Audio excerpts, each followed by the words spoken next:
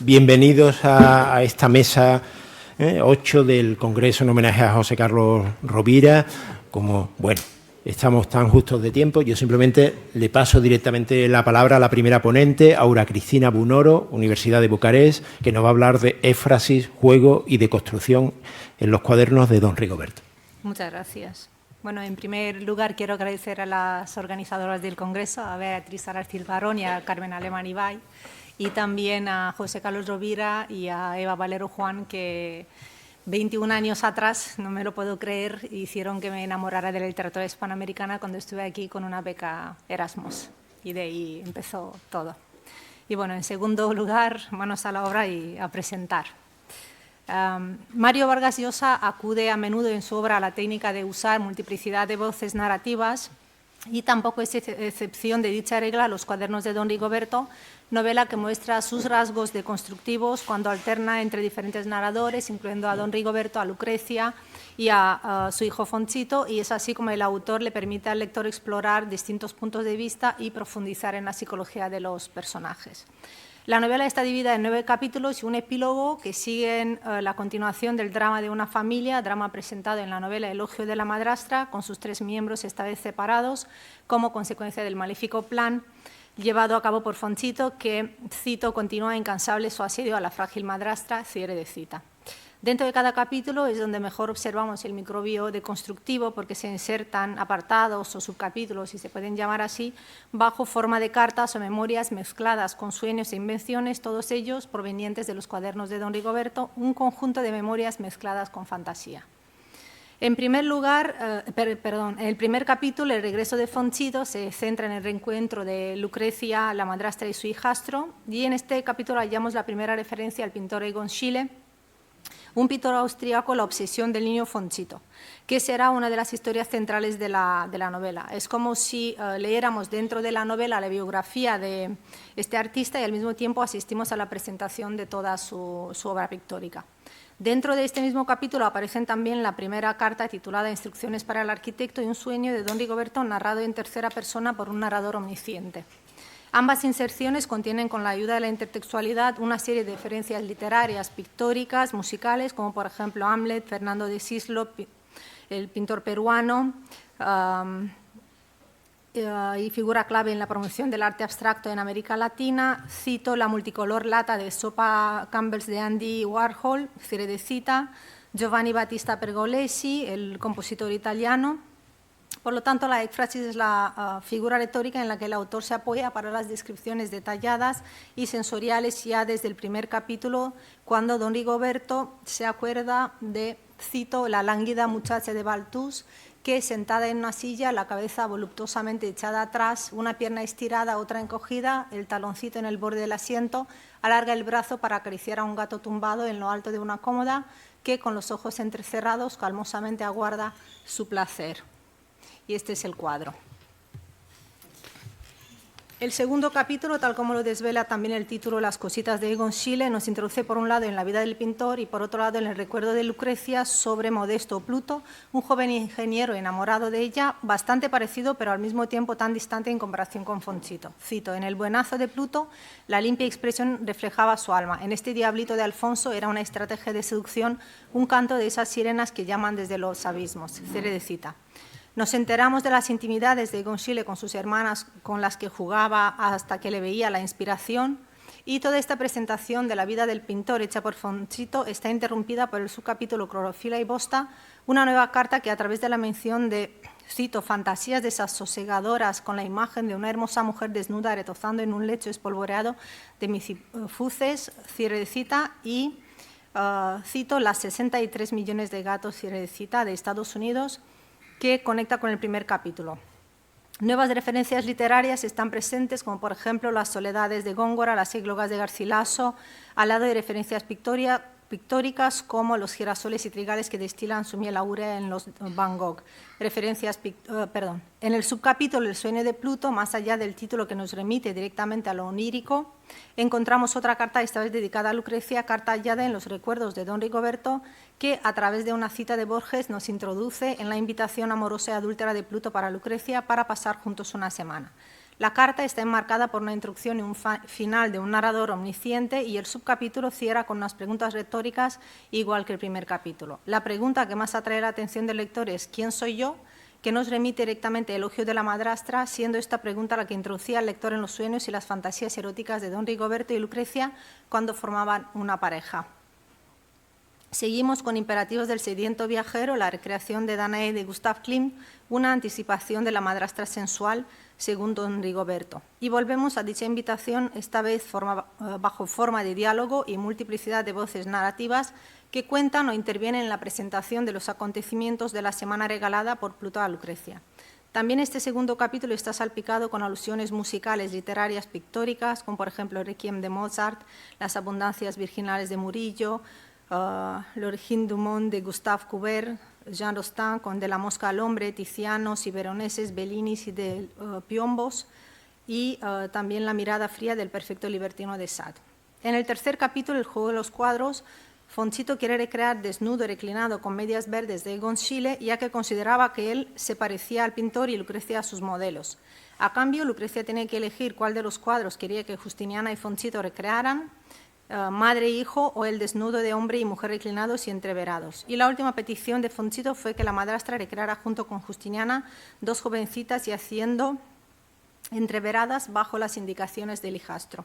Lo que sigue es un subcapítulo bajo forma de carta que está dedicado a opiniones sobre el feminismo y luego una parte titulada Borrachera con carambola, una, cito, indirecta memoria, cita, sobre una fiesta en casa con una docena de invitados, fiesta donde el gran ausente fue justamente don Rigoberto, y por lo tanto, cito, la conocía a través de Lucrecia y su propia imaginación, cierre de cita. Nuevamente, esta parte está salpicada con menciones literarias, Kafka, Wallace Stevens, Fernando Casós, pictóricas, Gustave Courbet con el cuadro Pereza y lujuria o el sueño, y cinematográficas, Robert Redford. Hay una cuarta parte dedicada a las partes del cuerpo que recuerda la obsesión de don Rigoberto por la higiene corporal presente en el elogio de la madrastra. El cuarto capítulo, Fontito en lágrimas, se concentra en los paralelismos entre Egon Schiele y su padre Adolf por un lado y Fontito y don Rigoberto por otro lado. Se nos ofrecen muchos detalles sobre el matrimonio de los padres del pintor y también la ansiedad que el niño siente pensando que él y su padre iban a tener el mismo destino que el pintor y el padre de este. Y cito, al principio le había parecido divertido, muy propio de él, ese juego inusitado, encandilarse con las pinturas y la vida de Egon Schiele, estudiárselas, aprendérselas, identificarse con él hasta creer o decir que creía que era Egon Schiele redivivo y que moriría también luego de una carrera fulgurante de manera trágica a los 28 años. Cierre de cita. En el siguiente subcapítulo asistimos a un discurso contra cualquier tipo de deporte a través de una comparación de la sociedad contemporánea con la sociedad de Platón y Sócrates, para luego adentrarnos otra vez en la imaginación de don Rigoberto y los juegos eróticos de los hermanos Corsos. Las referencias literarias abundan: Philip Larkin, Sex is too good to share with anyone else, Azorín, Lytton Strachey con Eminent Victorians, colección de breves bocetos biográficos, El mercader de Venecia, Jorge Luis Borges y André Breton, Mesutest, compendio de breves ensayos de Paul Valéry, cito Los encuerados, volúmenes de la Británica, las tradiciones peruanas de Ricardo Palma y la historia de la civilización de los esposos Durant, además de una novela de bolsillo de Stephen King, cierre de cita.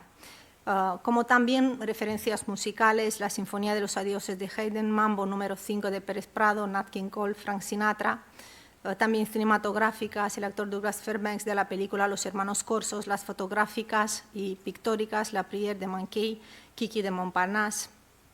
En Arpia, Leonada y Alada se menciona al pintor Jonas Trentwet en un pedido de don Rigoberto que consiste en que Lucrecia recreara la postura del cuadro, don Rigoberto siendo para su exmujer, cito, el reconstructor de la identidad, el pintor que deshace y rehace a su capricho, un desvelado soñador, cierre de cita. El quinto capítulo, Fontito y las niñas, se centra nuevamente en la figura de Egon Schiele y de si era o no moral la práctica de llevarse chicas pobres de la calle, darles de comer y pedirles que posaran para él. La respuesta de Lucrecia en cuanto a la crítica de la vida privada de los artistas es edificadora. No hay que idealizarlos ni satanizarlos. Importan sus obras, no sus vidas. Cierre de cita. Tampoco falta una carta dirigida a un miembro de Rotary Club, carta que contiene todas las críticas hacia organizaciones de tal tipo. La intertextualidad nos remite a nombres como Ayn Rand, Roger Vaillant, Azorín, Casanova, el Marqués de Sade, Bernays. El subcapítulo dedicado a las fantasías de don Rigoberto y el olor de viudas además de presentar la complicada situación de Manuel, amigo y exnovio de Lucrecia, está salpicado con alusiones a Francisco de Quevedo, Pablo Neruda, César Vallejo, Luchino Visconti, Jonathan Swift. Acaba con una vuelta a la realidad. Y cito a don Rigoberto: se le llenaron los ojos de lágrimas, redescubrió el terso silencio de la noche barranquina y la soledad en que se hallaba entre grabados y libros autistas. Cierre de cita. En Anónimo, 6º capítulo, a Lucrecia se le pide a través de una carta anónima reproducir el cuadro Danae de Gustav Klimt, mezclando de esta forma la vida real con la vida de los cuadros. Se elige un cuadro de Gustav Klimt porque este fue admirador y maestro de Egon Schiele, y Fonchito le habla a su madrastra sobre el cuadro Agonía, en el cual el pintor refleja sus temas más profundos, el sufrimiento y la vulnerabilidad humana. El niño se identifica a tal nivel con el autor que considera que es Egon Schiele redivivo, y de aquí el desdoblamiento queda a un solo paso. Y cito: no te diste cuenta, se duplica y hasta triplica. Por ejemplo, Los videntes de sí mismo, de 1911. ¿Quiénes son estas figuras? Él mismo, repetido, y Profetas, doble autorretrato, de 1911. Fíjate, es el mismo, desnudo y vestido, triple autorretrato, de 1913. Él 3 veces y 3 más ahí, en chiquito a la derecha. Se veía así como si hubiera varios Egon Schieles metidos en él. Cierre de cita. Este capítulo sigue con exaltación y defensa de las fobías y el canzolcito de la profesora, y en este último subcapítulo, a través de la metatextualidad y el intertexto, damos con un extenso comentario sobre la oposición entre la literatura alta y la literatura de consumo. Don Rigoberto critica sus propias anotaciones en los cuadros sobre el diario de Edith, de Patricia Highsmith. Cito: subescritora para cinéfilos, cierre de cita, que escribe una novela, cito, construida con simplicidad engañosa, cierre de cita. Tampoco faltan las referencias pictóricas: Van Gogh, Botticelli, Émile Nolde, Pierre-Auguste Renoir, Rubens, Tiziano, Gustave Courbet, Jean-Augustin Dominique Ingres, Eduardo Úrculo.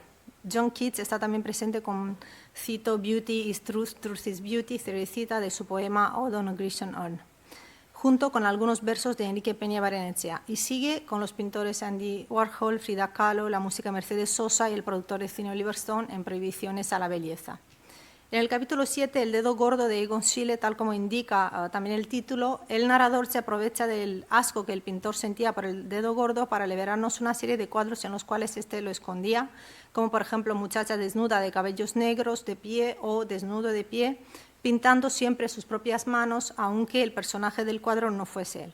Se establece incluso una relación entre Egon Schiele y Perú a través de unas indiecitas que aparecen pintadas en una de sus creaciones, indiecitas que eran de hecho unas muñequitas de tela traídas desde Perú por Egon Schiele, y las pintó en el vestido de Friederike Maria Beer. No sé si se puede ampliar para que se vean aquí, aquí, aquí. Una de sus personajes de los cuadros. Dentro del capítulo se inserta una carta que Lucrecia escribe como respuesta a los anónimos que pensaba que le enviaba don Rigoberto. Ahí hallamos una amplia lista de los personajes en los cuales ella se transformó durante las fantasías matrimoniales. Cito: para ti y por ti he sido Mesalina y Leda, Magdalena y Salomé, Diana con su arco y sus flechas, la maja desnuda, la casta, Susana sorprendida por los viejos lujuriosos, y en el baño turco la odalisca de Ingres. He hecho el amor con Marte, Nabucodonosor, Sarda, Napoleón, cisnes, sátiros, esclavos y esclavas, emergido del mar como una sirena, aplacado y atizado los amores de Ulises. He sido una marquesita de Watteau, una ninfa de Tiziano, una virgen de Murillo, una Madonna de Piero de la Francesca, una geisha de Fujita y una arrastrada de Toulouse-Lautrec.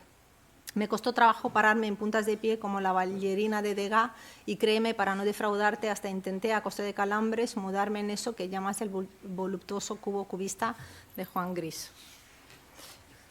Ni caballos de Totora ni torito de Pucará se nos exponen ideas sobre individuo versus colectividad de identidad y patriotismo, para seguir con un subcapítulo dedicado a Juan Carlos Onetti, Maldito Onetti, bendito Onetti. Apoyándose en la intertextualidad, pero también en la metaficción, el autor comenta la novela La vida breve y hace que su personaje, don Rigoberto, se identifique con el personaje de Onetti. Y cito: él estaba ahora sumido en una soledad tan ácida y un pesimismo tan negro como los de Brausen.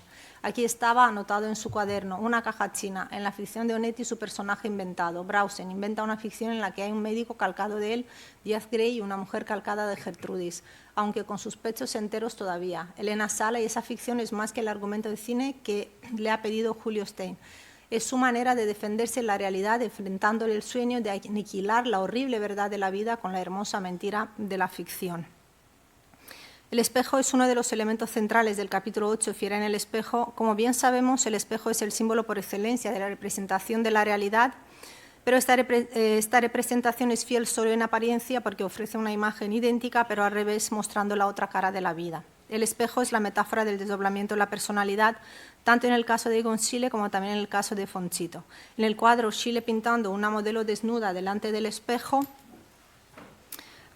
y vamos a ver ahora la cita en cuanto al cuadro, le explicaba a Justiniana que el espejo está donde estamos nosotros, los que vemos el cuadro, y que la modelo vista de frente no era la de carne y hueso, sino la imagen del espejo, en tanto que si eran reales, no reflejos, el pintor y la misma modelo vista de espaldas. Lo que quería decir que Egon Schiele había empezado a pintar a Moa de espaldas frente al espejo, pero luego, atraído por la parte de ella que no veía directamente sino proyectada, decidió pintarla también así. Con lo cual, gracias al espejo, pintó dos Moas, que en verdad eran una, la Moa completa, la Moa con sus dos mitades, esa Moa que nadie podría mirar en la realidad porque nosotros solo vemos lo que tenemos delante, no la parte de atrás de ese delante. El autor expone sus opiniones sobre la estética, sobre la cultura cualitativa y la cultura de consumo en el subcapítulo Carta al lector de Playboy o Tratado mínimo de estética. Están presentes, cito, escritores brillantes como Umberto Eco, Carlos Fuentes, Milan Kundera y John Updike, y pintores brillantes como Andy Warhol, Bata y Tapies, compositores como Maurice Ravel y Eric Satie, Visconti, Orson Welles, Buñuel, Berlanga y John Ford. Sigue con el mismo tema en un piececito y hallamos el mismo dilema presente también en La tía Julia y el escribidor sobre lo que significa ser buen escritor. Y cito, no era respetable, aunque escribiera tan mal, quien rendía de ese modo pleitesía al placer y defendía con tanta convicción y coherencia a su fantasma, cierre de cita. La multiplicidad de voces narrativas es un rasgo que está presente también en el último capítulo, la cita de Sheraton, cuando Lucrecia le cuenta a Justiniana lo ocurrido dentro del hotel y el encuentro con un joven que parecía Fontito de Maioro y Egon Schiele. Todo se presenta a través de una alternancia entre un narrador omnisciente y comentarios en primera persona, narración y diálogos introducidos dentro de la narración sin usar marcas explícitas de diálogo. Se crea una fusión entre la voz del narrador y la del personaje Lucrecia. En La baba del gusano, don Rigoberto explica su refugio de la rutina en la imaginación, en sus cuadernos y en sus grabados que representan un enclave de libertad y fantasía. Y es una cita bastante larga. Bueno, mejor la dejo y sigo. En La vida y sueño, a través de intervenciones intertextuales y metatextuales, se hace un paralelismo entre la vida de don Rigoberto y el príncipe Segismundo y al mismo tiempo se comenta la naturaleza ilusoria de la realidad, la libertad humana y el destino, conceptos que se alinean con las reflexiones de don Rigoberto sobre la vida, el deseo, la identidad y la realidad. Don Rigoberto, al igual que Segismundo, se enfrenta a la idea de que la realidad puede ser una construcción y lo que parece real puede ser en última instancia una ilusión. En ambos casos se reflexiona sobre la capacidad de los seres humanos para darle sentido a su vida en medio de un mundo que no siempre es comprensible o controlable. Bueno, pido 2 minutos más. En epílogo se juntan los tres personajes fundamentales, hijo, padre y madrastra, y por intermedio de la presentación de un episodio vergonzoso de la vida de Egon Schiele, don Rigoberto se entera de las visitas del niño a casa de la madrastra y cuestiona la inocencia de su hijo, autor de los anónimos enviados tanto a Lucrecia como también a su propio padre. Hay también una lista de todas las fantasías de don Rigoberto en ausencia de Lucrecia, como un repaso de todo lo presentado a lo largo de la novela, y una vez más se nos revela el interés de Vargas Llosa, cito, en investigar la dualidad realidad-ficción en el proceso de la creación literaria, cierre de cita. La exposición anterior del contenido de los capítulos y subcapítulos de la novela demuestra la capacidad del autor de poder conseguir que el lector del texto literario ekfrástico derive conclusiones a partir de indicios metalingüísticos como el título, géneros, escuelas, temas y alusiones técnicas. Hallamos en la obra rasgos constructivos y uso de la técnica de los vasos comunicantes, ya que a primera vista parece una novela dislocada dentro de cada capítulo, porque la estructura es de división en 3 o más subcapítulos. Pero cada capítulo sigue el mismo patrón. Empieza con las visitas de Fontito en casa de Lucrecia, se presentan trozos de la vida del pintor Egon Schiele que obsesiona a Fontito, sigue con una carta de don Rigoberto y se cierra con un recuerdo o un sueño erótico donde los partícipes son siempre don Rigoberto y Lucrecia, acompañados por otros personajes secundarios. La intertextualidad está presente en todos los capítulos con referencias literarias, pictóricas o musicales. Las cartas tratan muchas veces temas sociales como el feminismo, la falta de necesidad de la existencia de diferentes organizaciones, la individualidad que la sociedad promueve, la necesidad de la creación de una realidad alternativa a través de la imaginación para evadir de la rutina agobiante. Las entradas de los cuadernos de don Rigoberto, los recuerdos, las fantasías y los monólogos de diferentes personajes crean una narrativa fragmentada y multiplicidad de voces y una estructura en la que se mezclan las voces y se difuminan los límites entre narrador y personajes. A través de la exploración de los deseos y miedos de don Rigoberto y Lucrecia por intermedio de la fantasía, se nos lleva a una intersección entre realidad y ficción dentro de la ficción, que es un recurso de metaficción que Vargas Llosa utiliza para explorar los límites de la percepción y la subjetividad. Además, a través de la metaficción de los cuadernos, don Rigoberto crea una realidad alternativa a la vida cotidiana, realidad en la que todo es posible, e invita al lector a cuestionar hasta qué punto es posible o deseable distinguir entre lo imaginado y lo vivido. Y ya está. Y perdón por el retraso. Bien, muchas gracias por la presentación y muchas gracias a todas por estar aquí. Bueno, yo tengo que advertir de que no traigo conclusiones, más bien lo que traigo son algunas inquietudes que creo que podrían apuntar a algo.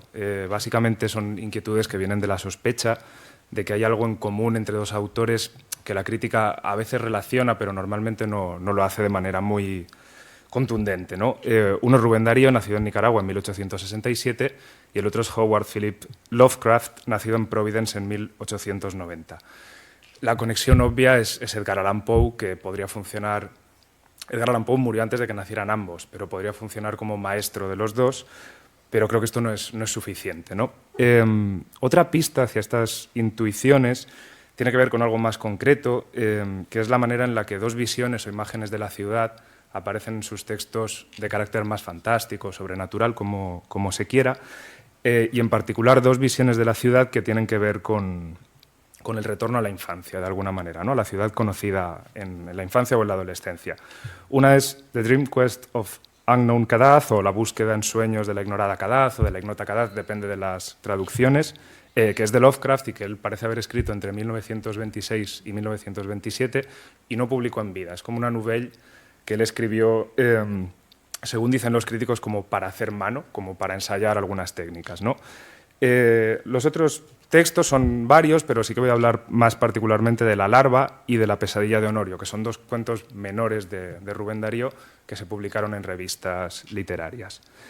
En esta línea de lo citadino, no me quiero extender, pero vale la pena señalar que tanto la León nicaragüense, donde crece Rubén Darío, como la Providence natal de Lovecraft, o Boston, una ciudad en la que también pasó mucho tiempo, son las dos viejas ciudades coloniales, cada una en tiempos distintos, pero la fundación de Providence, que puede parecer como más moderna, en realidad data de 1636, o sea, tampoco es una ciudad tan nueva, ¿no? Estas ciudades o ideas de ciudad pueden operar en las obras de ambos autores un poco del modo en el que operan, que han sido mencionadas antes, algunas de las tradiciones tardorrománticas de Ricardo Palma o de Clorinda Mato, aquellas que tienen como un tono más oscuro, ¿no? Casi gótico. Sobre esto vuelvo luego.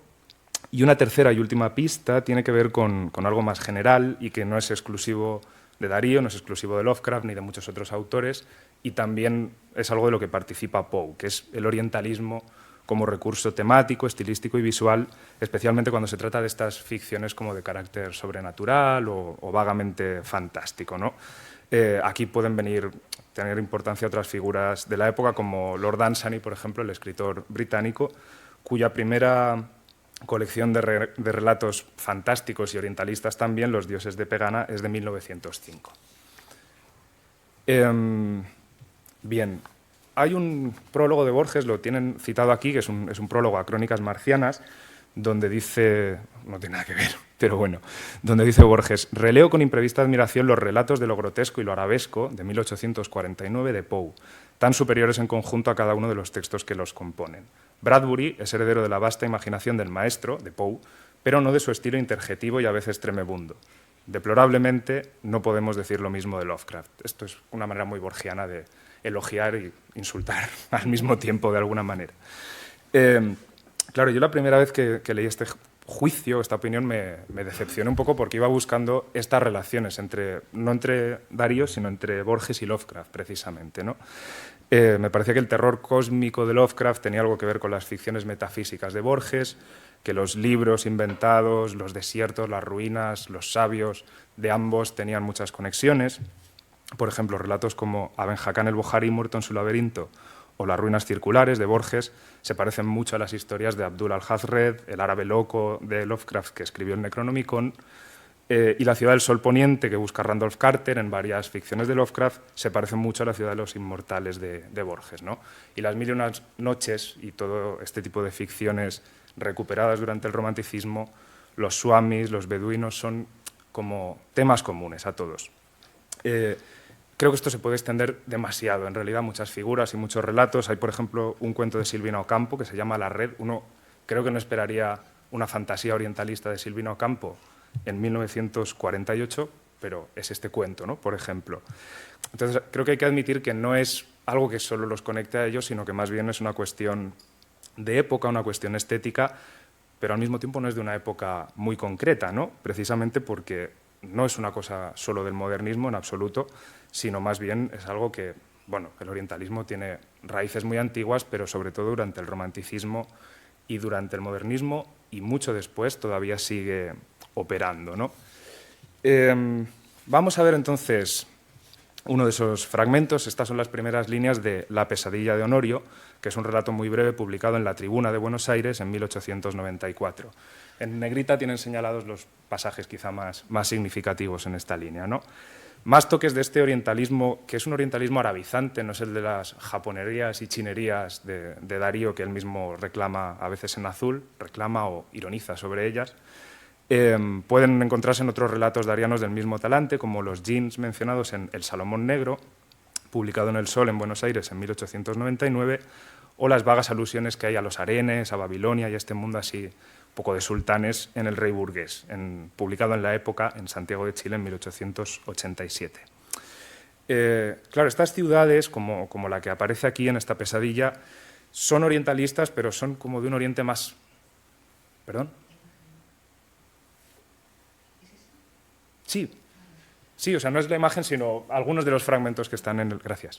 Pero las que se describen aquí, ¿no? Arriba dice la perspectiva abrumadora y monumental de extrañas arquitecturas, órdenes visionarios, estilos de un orientalismo portentoso y desmesurado, ¿no? Y luego hay como más alusiones así vagas. Son un orientalismo que, como decía, tiene más que ver con el romanticismo y con parte del modernismo, pero también de épocas posteriores, que solo la cuestión que a veces se menciona, ¿no? Como de Darío, que bebe del orientalismo a través de los escritores franceses exclusivamente, ¿no? Esto no lo digo yo, lo han dicho otros críticos antes. Vamos ahora con Lovecraft. Este fragmento, que es de La búsqueda en sueños de la ignota Kadaz, que básicamente trata de una... Bueno, es una obra muy fantástica, al estilo de Lord Dunsany, sobre la búsqueda onírica de una ciudad con la que Randolph Carter, el protagonista, sueña continuamente, ¿no? Es verdad que esos fulgores del sol poniente y los puentes veteados de mármol son muy orientalistas. Es verdad que los rojos tejados y las viejas buhardillas puntiagudas no tanto. Luego vamos a ver por qué. Pero las estatuas de marfil dispuestas en filas resplandecientes, el castillo, que no está aquí en el fragmento, pero se menciona luego, el castillo de Ónice de los grandes dioses, nombres así de sacerdotes como Nasht, Kamta, cosas así, todo exuda ese orientalismo así como intenso, arabizante, no tanto del lejano oriente, sino más bien de un asunto como de las mil y una noches, ¿no? Hay algunas representaciones de entre 1840 en adelante hasta 1900 y poco, que me parecen interesantes en este sentido, ya que estamos con lo de los cuadros. Si van viendo las fechas que están ahí, verán que son muy variadas, que no son una cuestión solo del fin de siglo, ¿no? Arenes, serrallos, estas ideas también como las fantasías de Occidente, ¿no? Sobre lo que ofrece Oriente a los hombres europeos si se atreven a investigarlo. Esta cereza de aquí, por ejemplo, también como la vida religiosa y las escenas más urbanas, ¿no? Más como relacionadas con la oración, y la parte sobrenatural, ¿no? Y mágica de las mil y una noches.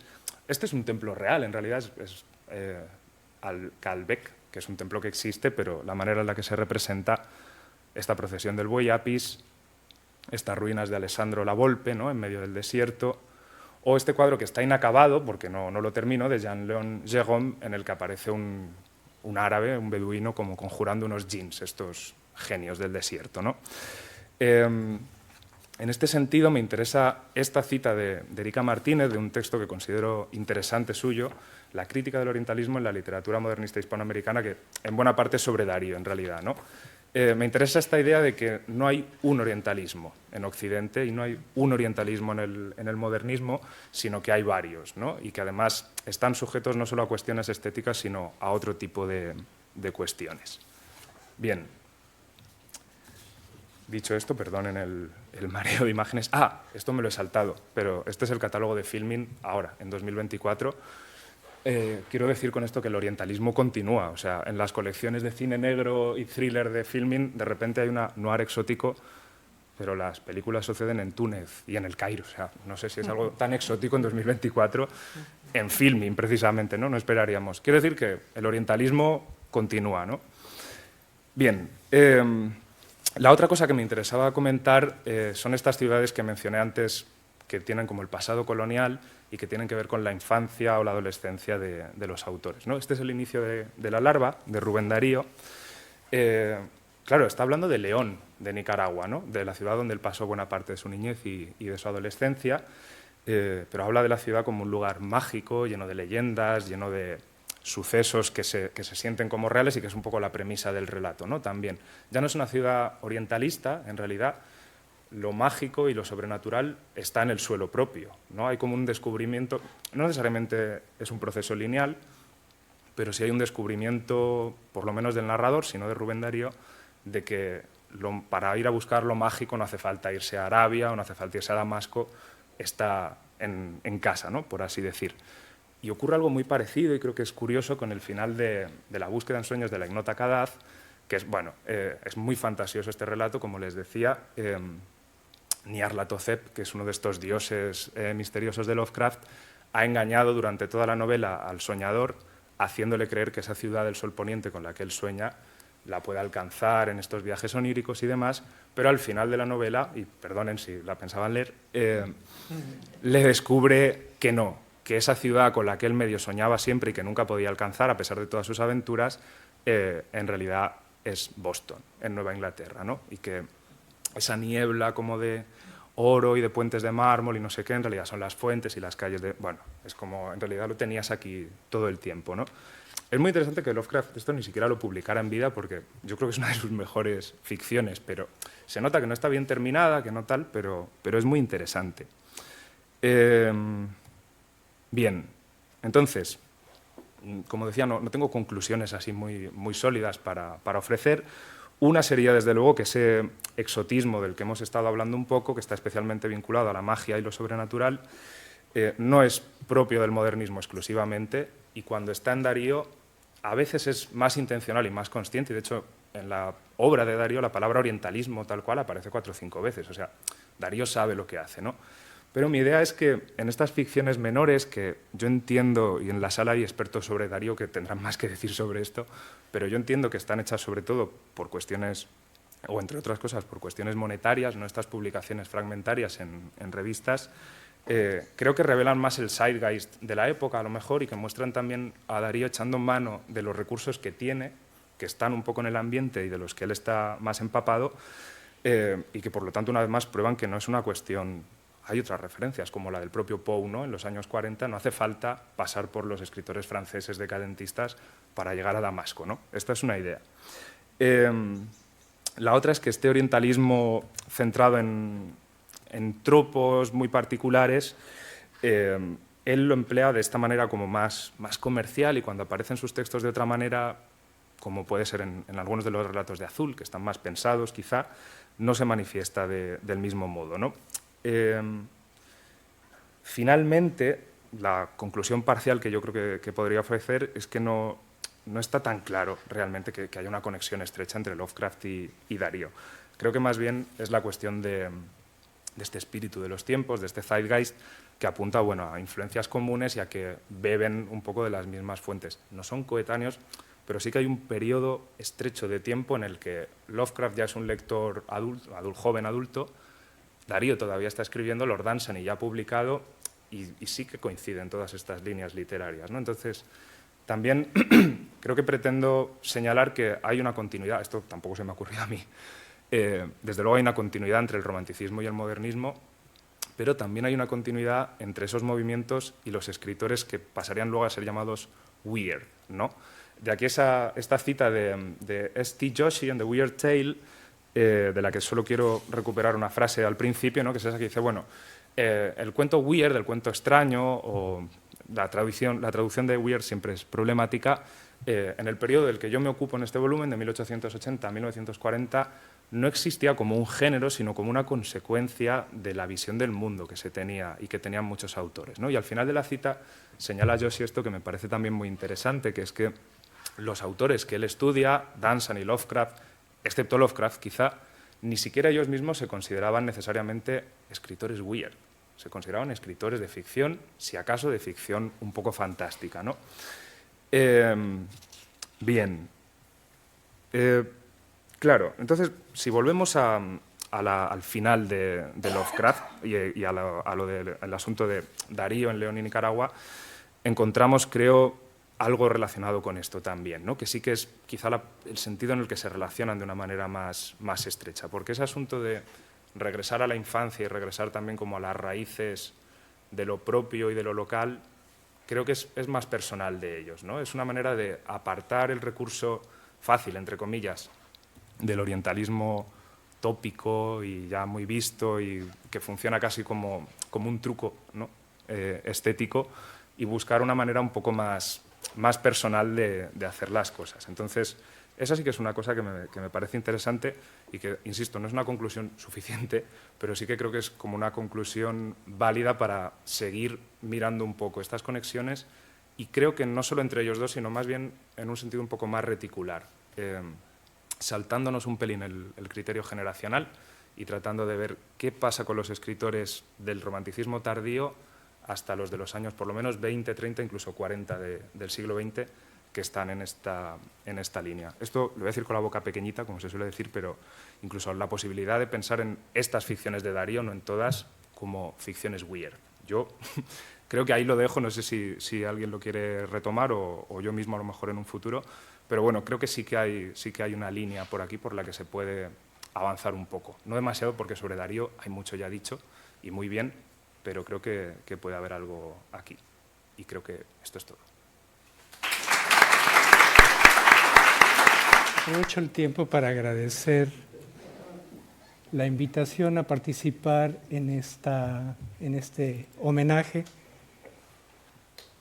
y comienzo asegurando que asistimos con entusiasmo a este congreso, porque partimos de la idea de que el magisterio no solamente se ejerce en el aula, sino que también hay muchas otras formas de magisterio de la cual nos hemos enriquecido en la actualidad. Y a mí me ha interesado de manera especial la obra de José Carlos Rovira, porque comparto su tema de investigación, que sería la relación entre pintura y poesía. Creo que de manera especial la lectura de un texto suyo a propósito de Margot Glantz despertó todo mi entusiasmo sobre su método de trabajo, y me pareció que el ensayo que propone en este libro, publicado en esta universidad, coordinado por Carmen Alemán, propone un método que puede ser muy útil para el análisis de esos textos cada vez más frecuentes que incorporan el mundo de las artes y lo yuxtaponen con la literatura. Creo que el modelo que propone allí el maestro Rovira, se ha vuelto tan frecuente la necesidad de emparejar textos e imágenes invocando la éfrasis, y que a partir del análisis que propone de la obra de Margot Glantz nos puede proporcionar una guía metodológica. Lo voy a citar de una manera muy estricta. Al recorrer la amplia referencia pictórica en la obra de Margot Glantz, no debemos pretender construir un tratado sobre Margot Glantz y la éfrasis. término y principio de descripción textual de la imagen a la que tan acostumbrados nos tiene la insistencia que surge desde una parte de la bibliografía académica, sino que pretendemos afirmar otra cosa. Margot Glantz ha hecho de la referencia pictórica, como de la musical y globalmente de la cultural, una parte del relato que construye. Quiero decir que lo importante es que la pintura, la imagen globalmente, se inscribe en el relato como parte del mismo, como fragmento de la situación narrada. Fin de la cita. Me he detenido extensamente para no perder detalle alguno de la propuesta, centrada no solamente en el uso de la éfrasis como componente descriptivo que acompaña al texto, sino de manera especial en su función estructural que convierte al texto en un, cito comillas, relato-ensayo, en un, cito, recurso de construcción de lo narrado, más que el comentario imprescindible, memorial, autobiográfico de la misma, aunque también forme parte del procedimiento narrativo. Es decir, que para Rovira la éfrasis no es solamente descripción, sino también un componente estructural. Siguiendo de cerca tales indicaciones, me propongo ahora abordar los procedimientos y las imágenes empleados por 3 escritores latinoamericanos de México, Colombia y Argentina, cuya obra poética especialmente se relaciona con imágenes muy conocidas, a fin de evidenciar que la éfrasis puede ubicarse en 3 niveles diferentes. Primero, como motivo descriptivo, la éfrasis en sentido estricto. Segunda, como noticia cultural, según propone Rovira, o recurso de construcción, más un tercer procedimiento que atañe a la noción misma de mímesis instaurada en el relato y que nos llevaría al origen y a la concepción estética del texto. Quizá lo más difícil sea justamente distinguir en qué nivel de descripción se ubica el fenómeno, sea que se trate de lo que Barthes llama una expansión narrativa, aquel tipo de expansión que demora el desarrollo de la acción, como bien pudiera ser la descripción del escudo de Aquiles, sea que se trate, en segundo término, de un motivo, alegoría o paratexto que corra paralelo al desarrollo del relato, o bien, y esta es una tercera posibilidad frecuentemente abordada en tiempos contemporáneos, en las que el relato, sin ser un ensayo de crítica de arte, utiliza o crea como cuadro, como referente, sustituyendo la mímesis referencial por otra de carácter estético, lo que podríamos llamar una mímesis meta-referencial. Y veríamos entonces el primer ejemplo, la éfrasis como motivo descriptivo. Ubicados en un caso estricto de éfrasis, podríamos decir que nos hallamos ante el cuadro y que nuestra mirada, traslapada sobre la del narrador, contempla el cuadro de manera frontal. Es el ejercicio que nos propone Luigi Amara en Nunca, libro acreedor al Premio Nacional de Poesía Manuel Acuña 2017, poemario que nos invita a mirar, releer o reescribir detenidamente una foto antigua, mujer de espaldas, daguerrotipo de Onésipe Aguado, 1862. Hablemos en primer lugar de la fotografía que hace referencia al poemario de Amara. Escasamente documentada, la obra de los hermanos Aguado se ubica en las primeras 2 décadas del nacimiento del arte fotográfico, cuando resultaba difícil representar la figura humana, dado que el modelo debía de permanecer en una incómoda rigidez hasta que el efecto fuese alcanzado. Había sillas con corsé para que no pudieran moverse, de manera que representarla sin mostrar el rostro, que es lo que se mueve frecuentemente, era algo mucho más sencillo. El retrato convencional, el par de ojos del cuadro, la foto, se dirige hacia algún punto en el cual se produce un encuentro o un desencuentro con el espectador. Dice Jean-Luc Nancy, en el retrato no hay objeto, nada es objetado ante nosotros. En ese sentido, el cuadro no está nunca ante nosotros, no está frente, sino más bien delante, en el sentido de que yo estoy detrás o dentro del cuadro en su presencia. Es justamente en ese punto donde la ausencia de una mirada en el cuadro nos hace prever la aparición del elemento inverso.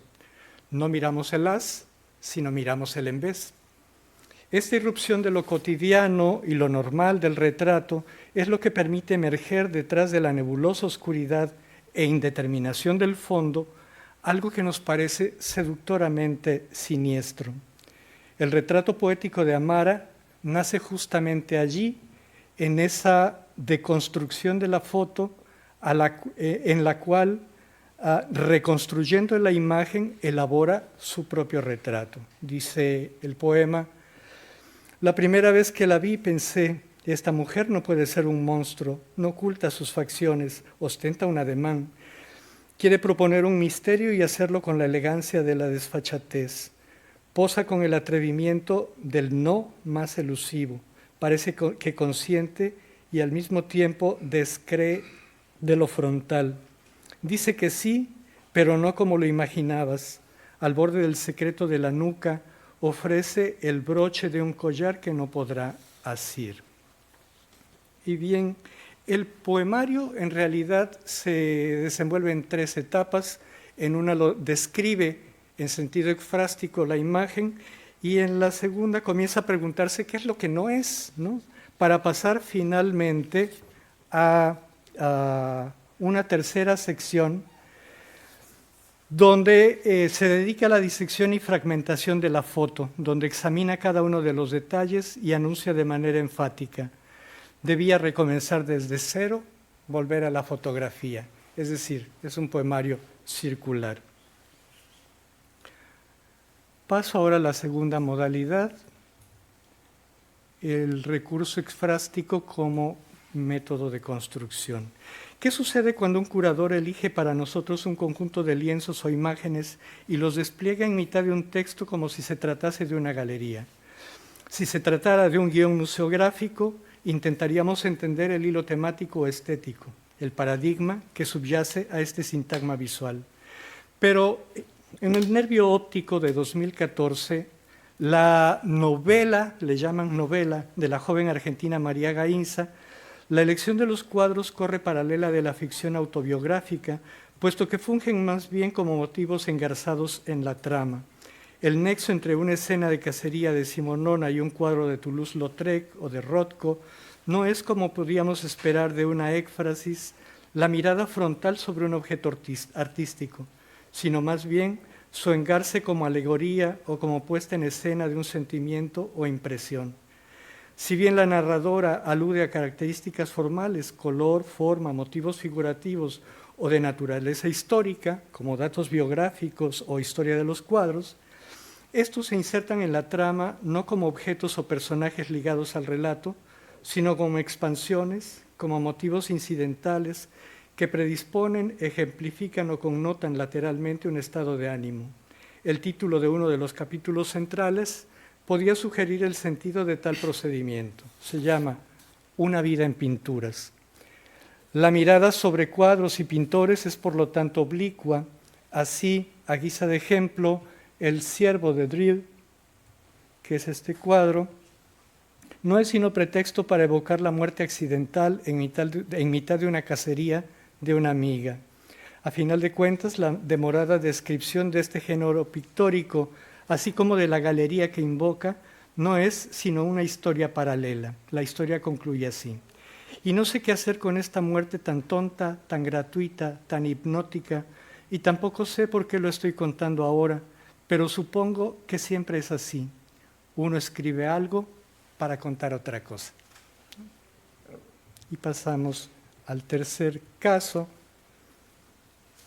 Un caso de mayor complejidad se localiza en aquellos textos donde la mímesis del relato se engarza e imbrica con las imágenes artísticas, de manera que los límites entre ambas representaciones se traslapan.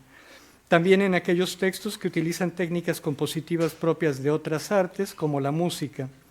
Hablamos así de una mímesis compleja o de un metarrelato. El colombiano Pablo Montoya, que es músico, utiliza diversos formatos correspondientes a esta tercera modalidad de éfrasis, y no me refiero al tríptico de la infamia, que está cumpliendo ahora 10 años, que ha sido abundantemente estudiada desde el punto de vista de la éfrasis, porque está construida a partir de imágenes, sino más bien a partir del conjunto de poemas contenidos en Cuadernos de París, 2006, Trazos 2007 y Programa de Mano 2014, compilados todos en un volumen titulado Terceto de 2016. En estos cuadernos, el París de Montoya constituye una experiencia sensual de la ciudad, a la que describe mediante pequeños cromos que parecen postales, fragmentos evocativos que describen a la ciudad a través del conjunto de sensaciones que ella despierta. Y dice: París era una muchacha insulsa y bella, dueña de una fragancia mezcla de encanto y horror ineludibles. Yo la había olido mucho más que palpado, pero era el olor del arenque lo que flotaba en el ámbito, el de conejos suspendidos como trofeos de una muerta naturaleza, el de pulpos, tripas tirados en las aceras. Mis ojos eran mi nariz entonces, y no había deleite más íntimo que intuir entre el olor de las lechugas podridas un rasgo que me hablaba del centeno. Y ahí podemos reconocer, entre otras, el perfume de Patrick Süskind, la primera página que habla del hedor de París, y también el conejo de Durero, ¿no? El conejo que después será desollado. La crítica que subraya el carácter fragmentario de los textos de Montoya se apoya en sus epígrafes y en el sentido del título, porque en efecto, Trazos, el título Trazos, sugiere el primer impulso sugerido por un dibujante, pero también por analogía la sugerencia de una figura, ritmo o tono musical por parte del director. La descripción intuitiva de un tono, un color o un ritmo finca la analogía entre poema, pintura o movimiento musical.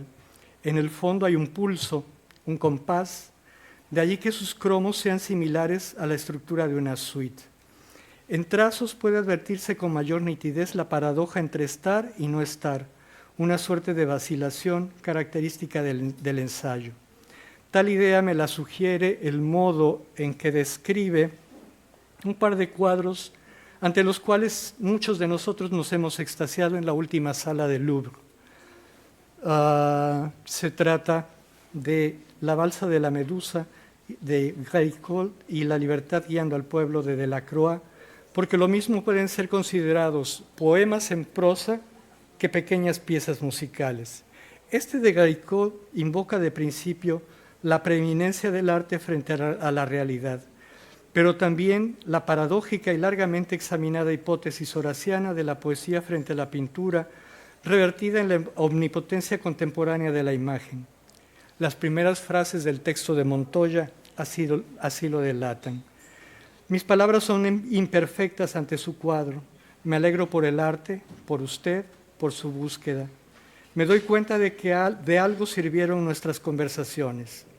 Este texto sugiere que el narrador es uno de los testigos del acontecimiento que han fungido como informantes para el pintor, sea el ingeniero en minas Alexandre Corrard o el cirujano Jean-Baptiste Savigny. La idea de preeminencia del arte frente a la realidad se hace explícita cuando el superviviente reconoce que la reescenificación es aún más dramática que el acontecimiento mismo, tal y como aparece delineado en su memoria, porque el testimonio es particular, mientras que el cuadro recrea la totalidad del acontecimiento. Por otro lado, el artista lo ve todo desde afuera sin mayor apasionamiento que aquel que despierta la escena por sí misma. Mira lo cercano, el drama, el hambre, los dilemas morales, las soluciones drásticas, mas no lo extremo. Pone en primer plano el acontecimiento trágico, pero incluye también en el horizonte iluminado la esperanza. A eso alude al texto, a la idea de que por encima de toda tragedia hay siempre un resquicio de luz. Cito: pero en el cuadro que hoy he visto en el Louvre, usted ha pintado la esperanza, no el infierno padecido. Ese solo me pertenece a mí, Géricault, su único sobreviviente. Fin de cita. Por lo tanto, personaje, narrador y espectador se traslapan. Quien quiera que sea la voz del relato, Corrard, Savigny o Montoya, se trata de un sujeto que sobrevive al delirio, a la desesperanza, pero también es una reflexión acerca de sí mismo como texto. La palabra siempre parecerá imperfecta ante la contundencia del cuadro. La literatura será incapaz de mostrarlo todo con el fino detalle y la inmediatez con que lo hace el pintor. El texto subraya la supremacía de la imagen, Pero como contrapartida, la escritura es mucho más extensa, narra múltiples momentos, algo que la pintura, al menos la contemporánea, no puede realizar. No es capaz de mostrarlo todo, debe concentrarse en un solo instante. He ahí el dilema entre descripción y narración. El cuadro es esencialmente descriptivo, temporal, concéntrico. El texto, por su parte, despliega cualidades diferentes. Es narrativo, pluritemporal y excéntrico. Y está la cita ahí para ustedes. La narración del acontecimiento contada por el superviviente es entonces la historia de un cuadro imposible de ser ejecutado. El cuadro está en el cuadro, se narra su ejecución. Es producto, pero también acto de producción. La esperanza pictórica, la luz que ilumina el horizonte, se traduce entonces en ese acto de narrar que ilumina todo aquello que está sin estar en el cuadro. El pintor narrador es aquel superviviente, como este que estamos mirando, que nada al pie de la balsa sin dejarse ver, ojo que mira, ilusionado, hacia el mismo punto de fuga y que comparte sin haber estado allí la misma sensación de alucinante delirio. Unas cuantas líneas y concluyo. Como todo recurso didáctico, el esquema anterior es imperfecto. La escritura hispanoamericana contemporánea nos ofrece múltiples ejemplos de otras tantas maneras diversas de correlacionar arte y literatura. Eso, sin contar, desde luego, con las aportaciones de un arte de mayor complejidad como lo es ahora el cine. En su simplicidad, este recurso didáctico, no obstante, permite identificar modalidades diversas de una práctica de escritura cada vez más compleja, multimodal y pluridiscursiva. Es lo que nos ha enseñado el maestro Rovira.